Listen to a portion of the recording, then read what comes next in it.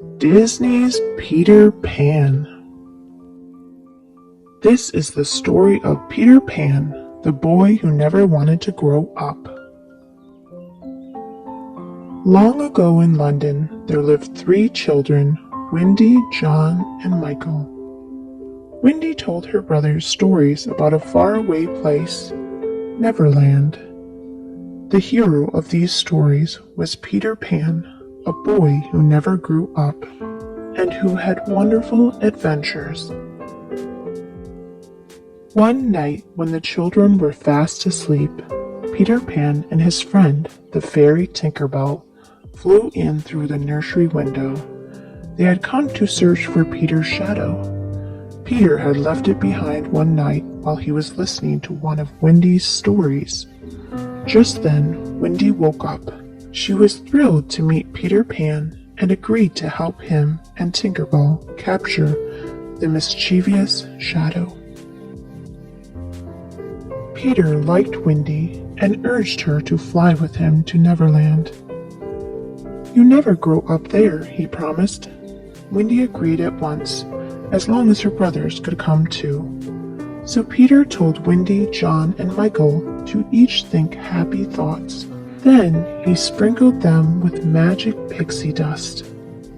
Before they knew it, the excited children were soaring high above the rooftops of London. "Second star to the right and straight on till morning," Peter called, leading the way.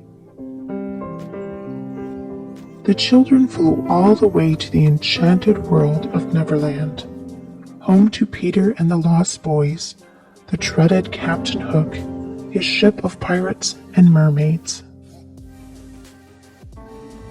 While Peter was out with Wendy at the Mermaid's Lagoon, Peter spotted a little rowboat in the distance. "It's Hook, all right," he cried. Captain Hook was a wicked pirate and Peter Pan's greatest enemy.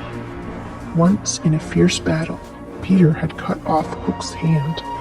The pirate now had a terrible steel hook attached to his left wrist. And where did that hand go? A hungry crocodile had eaten the pirate's hand.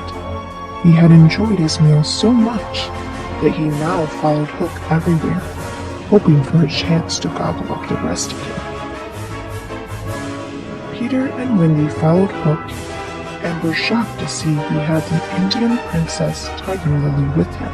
"Tell me the hiding place of Peter Pan, and I shall set you free," the wicked pirate sneered at Tiger Lily. But Tiger Lily was Peter's friend. She refused to tell the dastardly pirate. Peter flew down in front of Hook, just in the nick of time.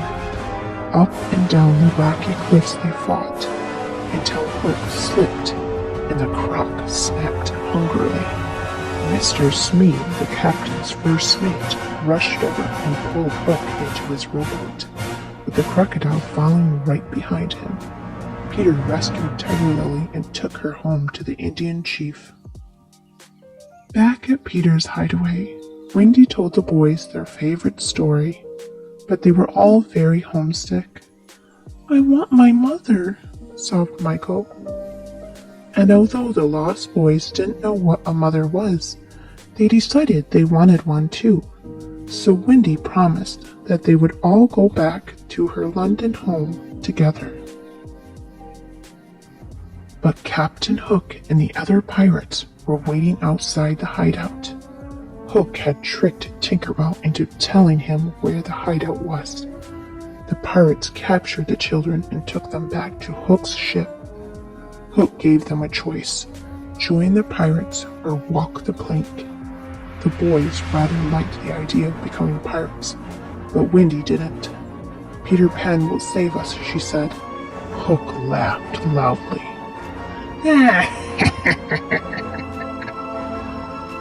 "We left a present for Peter, a surprise package.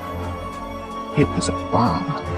Peter Pan will be blasted out of Neverland forever." Tinkerbell overheard these words.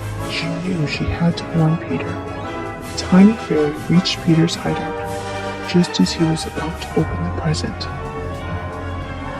She grabbed the bomb and threw it as far away as she could. Seconds later, there was one huge explosion. Tinkerbell told Peter that Wendy and the others were in danger, and Peter sped off to rescue them with Tinkerbell close behind. Peter Pan arrived just in time to save Wendy and the boys. He turned to face his enemy. Back and forth went Peter and Hook in the most terrible battle ever fought. Hook lunged at Peter. He fought back, forced the captain to slip and fall backward.